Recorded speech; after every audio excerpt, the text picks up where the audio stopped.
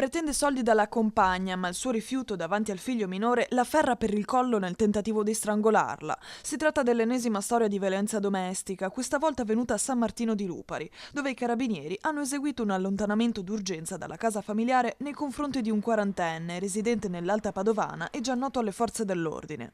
A lanciare l'allarme è stato il fratello della donna che ha contattato il 112 dopo l'aggressione avvenuta tra le mura domestiche.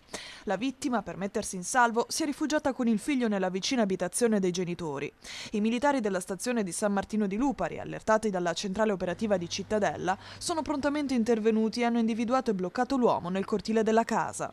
La donna, con evidenti segni di violenza sul collo, è stata soccorsa dal personale del 118 e trasportata all'ospedale di Cittadella. Secondo la ricostruzione, l'uomo, dopo aver trascorso fuori l'intera mattinata, avrebbe preteso con insistenza denaro dalla compagna, unica fonte di reddito della famiglia, reagendo con violenza al rifiuto. Informata la procura di Padova è scattato l'allontanamento d'urgenza. Il giudice ha poi convalidato la misura, disponendo anche il divieto di avvicinamento alla vittima e il divieto di dimora nel comune di residenza della donna.